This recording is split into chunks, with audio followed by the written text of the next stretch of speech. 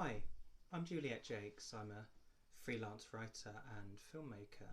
I'm best known for a book published by Verso 5 years ago called Trans a Memoir, which documented my gender reassignment, but I also do a lot of journalism, I make short films, and I write short fiction. In fact, I'm hoping to publish my first volume of short fiction next year.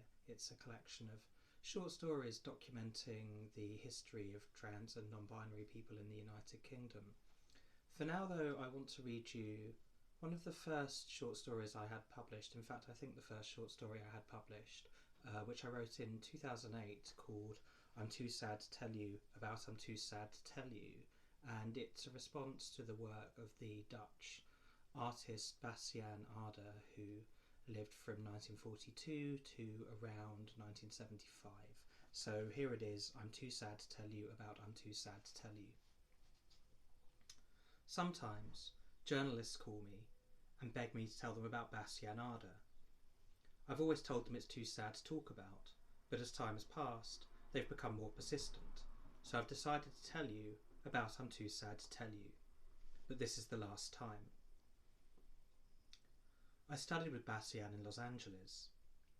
One day he invited me to his studio. He arrived as I did, camera in hand, and led me inside.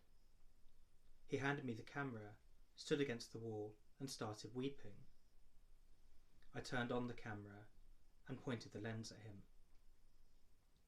After 3 minutes and 22 seconds, the 60mm film ran out. Immediately, the tears stopped, the last one leaving his cheek the moment the film finished. I put the cap back on the lens and turned to leave. He tapped me on the shoulder, led me to a cafe, brought me a cup of coffee and sat down. "Did you walk here?" he asked. I nodded.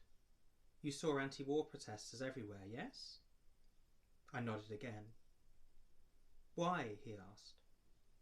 "Well, they believe America has no right to be in Vietnam," I replied, "and they're angry about the senseless loss of life." "Oh, you've read the papers," said Bastiaan. "They've misunderstood, perhaps deliberately.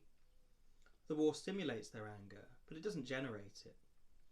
Intellectually, the protesters think the war is wrong, yes, but their protest provides an outlet for emotions that they're not allowed to express. The fundamental emotion is sadness, the most painful feeling, and the hardest to comprehend. People feel angry because they can't understand their sadness. The way society shuns those who make it explicit means they have to repress it, and it becomes anger." "So why isn't everyone out protesting?" I asked. "Because people act on their anger in different ways," he said. "Some people protest against wars, others make them. Some people don't express the anger at all. They feel they're not allowed to express anger any more than sadness, and then they become depressed. That's why we've made this film." "Won't it make people more depressed?" "No," Bastiaan replied. "It will make people reconnect with the raw emotion they repressed as they became adults, and force them to confront it." "Why not challenge them with happiness?" I asked. "The happiness we all felt in our childhoods." "The happiness we claim to remember from our childhoods," he replied. "I think that before people can even contemplate happiness, they have to understand their sadness. People will say the film is too much for them. They will become ready," he replied. "You think you're Christ," I told him. "I'm not dying for anyone," Bastiaan declared. "I just make films." "How will people know you're not faking it?" Bastiaan stood, without looking at me, took his camera and left. I didn't call him. I heard nothing from him for several years, until I heard that I'm Too Sad to Tell You was screening in Los Angeles. Bastiaan's handwritten title rolled silently across the frame. Then for the next 3 minutes and 22 seconds, his head rolled in genuine anguish, tears streaming down his cheeks. I felt a tap on my shoulder. "You're crying," said Bastiaan. "You made me," I replied. "My next work will make you happy," he said. "Come to my studio tomorrow."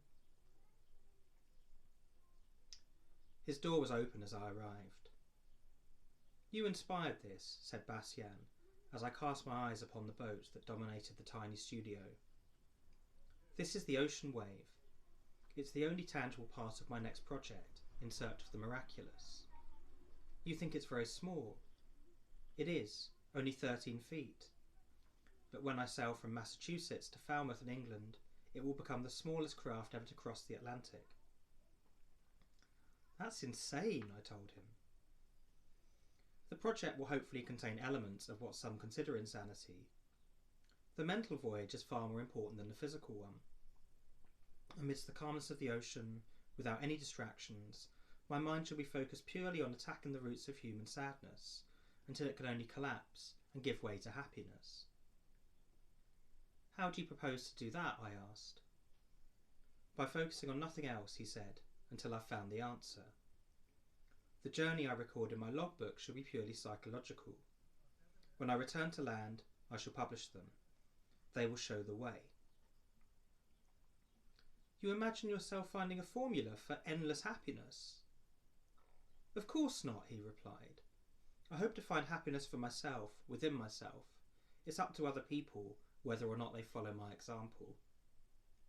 "No, this is too much for you," I said. "You'll go mad." "It's an experiment," he replied. "If I fail, I fail." "You think you're Christ," I thought, but I didn't repeat myself. I shook his hand, wished him luck, and walked away.